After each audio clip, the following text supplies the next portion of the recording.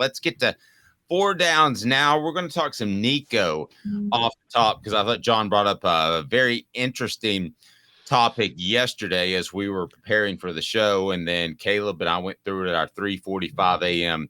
production meeting as we do each and every day. So it's 4 downs now, brought to you by Andy Mason of andymasonrealestate.com. I'll tell you more, but let me start with just best prices and service in the biz. Here we go. 4 downs, 4 questions, 4 answers. The Dave Hooker Show. 4 downs. A presentation of offthehooksports.com.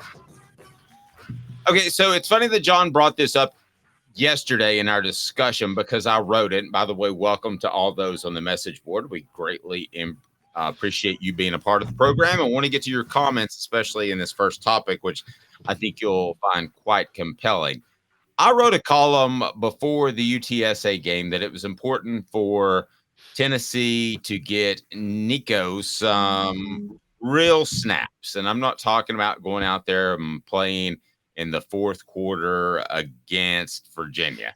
I'm talking about real snaps running out there in the second half and seeing what happens. That did not happen. Part of that was because of the game, but I still think there was a possibility to get Nico out there for some more snaps. Now, I say this for a couple of different reasons. I'm not knocking Joe Milton at all. I think he has his limitations.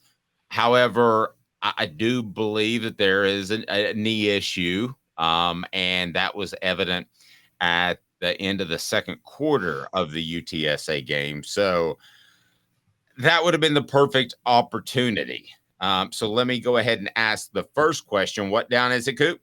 Coop here, first down. All right. I'll start with John Adams. Should the Vols have played Nico more in, and that's Nico Iamaleava in game-like situations, particularly that UTSA game? Should he have run out against Texas San Antonio in the first half and begun the second half as essentially the first team quarterback with the first team unit? That's the difference between garbage time. A lot of times he's gone out there with a bunch of scrubs. John, let me start with you. Yeah, I'd even go back to the season opener against Virginia. Tennessee had to know going into that game that Virginia is one of the worst FBS teams in the country. So 0-5 now. So I would have done it in that game too.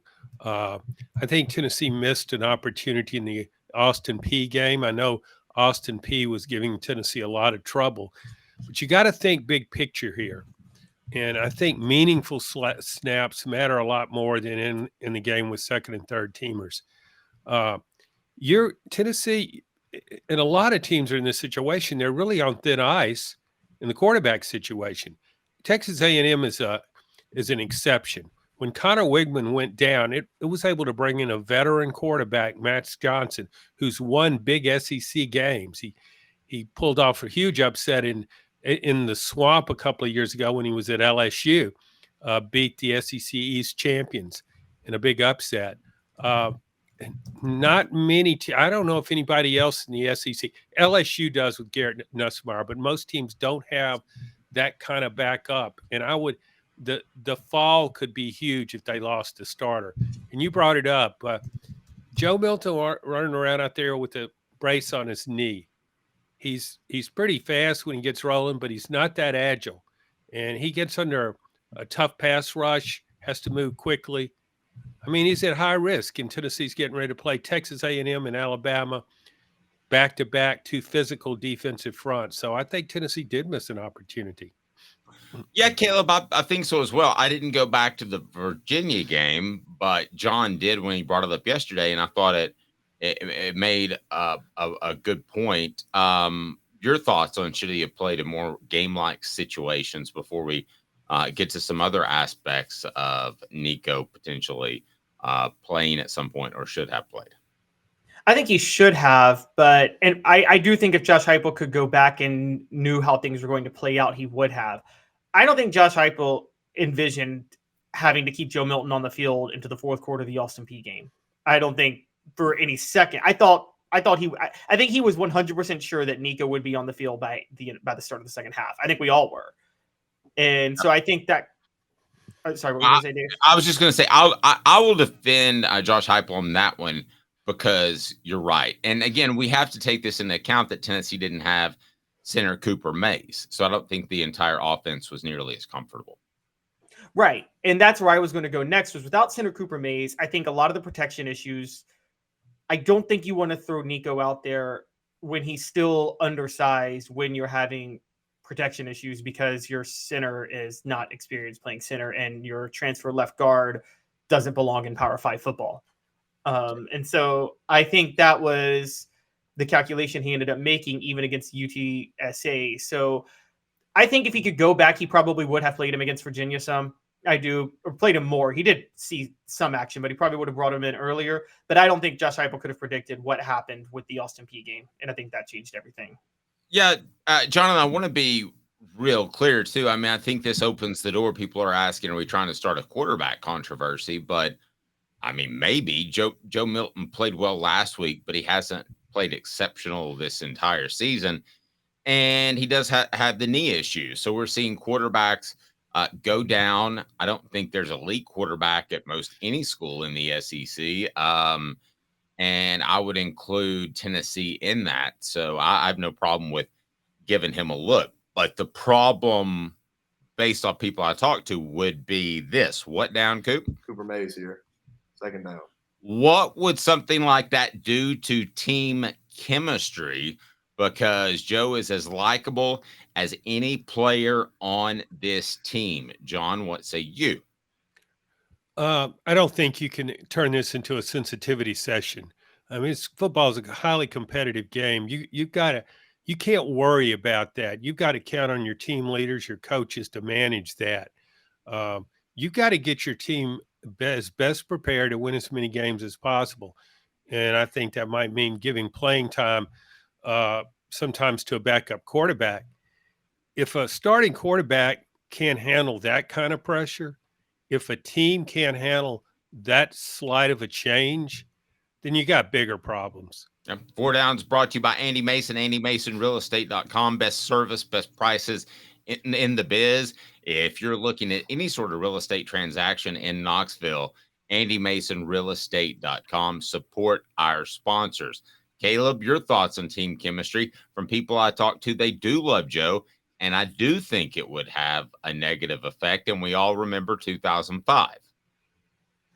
Yeah, I think it would too. And I don't think Joe has done enough to lose the job yet to a quarterback who, if you threw him out there, I still keep maintaining that you could literally wreck him, not mentally, but literally physically, because I just don't think he has the size to be able to start regularly in the SEC just yet. And particularly when you talk about going up against Texas A&M and Alabama, I mean, again, they could legitimately break him in half at this point. So wow, 2 for 2. Dave and I are siding against John. John, I'm sorry, we're ganging up on you this morning. That doesn't bother me. I just don't. I'm not saying that Nico should replace Joe Milton. I'm just saying that you need to have your backup quarterback prepared in it. And if that disturbs the team chemistry, that you give a backup quarterback meaningful snaps in a game, they're way too fragile to win anything of significance this season. You just can't worry about that kind of stuff. What down, Coop? Tennessee center Cooper Mays here. Third down. Thank you. What about a Tim Tebow-like package? Now, I am not saying that he's the power running quarterback that Tim Tebow is, but I'm sure there are things he does better than Joe. I think he's probably a little bit more agile, a little bit better runner. Caleb, I think that addresses your concern that he could get broken in half. He's not playing 80 snaps. He might play 10. Would anybody support that, a Tim Tebow package where he comes in for real game-like situations and for a down or two per half? Let me start with you, John. Thoughts? Well, we've seen Joe Milton against both Austin Peay and Florida going into passing slumps, so to speak, where all of a sudden he couldn't hit anybody. There were some drops in there too. But if he's performing well, no, you don't change anything in a meaningful game. But if he has one of those lapses and he's prone to doing that, why not give Nico a series? I don't know what exactly he does best. And I don't know his injury history. He's always been thin, I assume. He didn't suddenly become thin.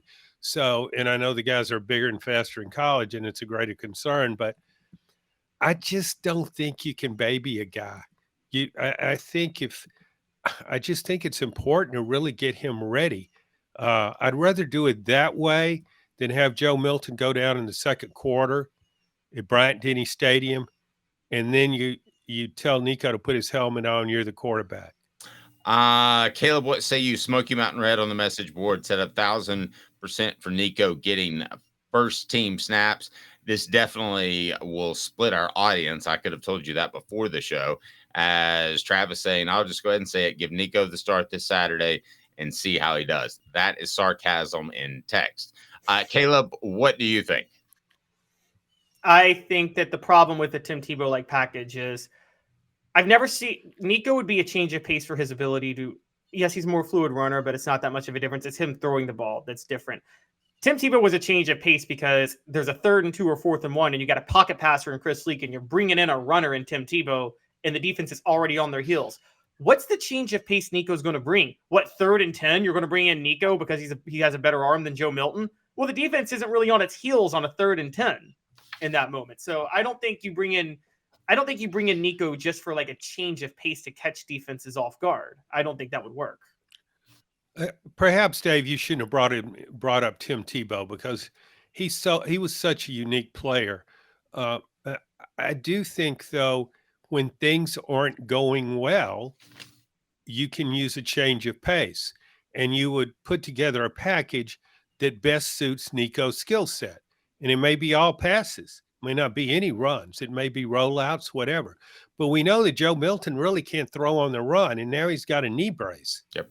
Smoky Mountain Red saying if Redshirt is completely off the table, then why just stand him on the side? Give him some experience. If not, next year fans will complain about him having no game experience. I noticed that when Joe Milton was slow to get up from the knee injury, that certainly Nico was ready to go. He was right there involved and eager on the sideline. So I don't think there's any question he feels like he is ready to play. So let me ask the ultimate question on which down, Coop? All SEC center Cooper Mays here.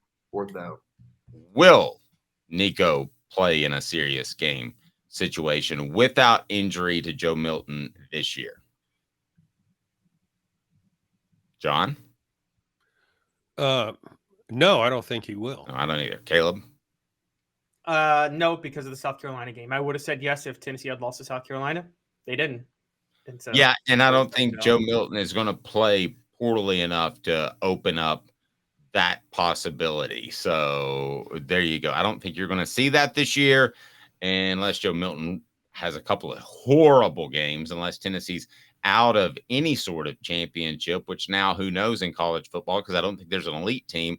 Something could open up, and Joe Milton's pretty durable, pretty big guy. So without injury, I don't think that Nico sees the field in a real game-like situation.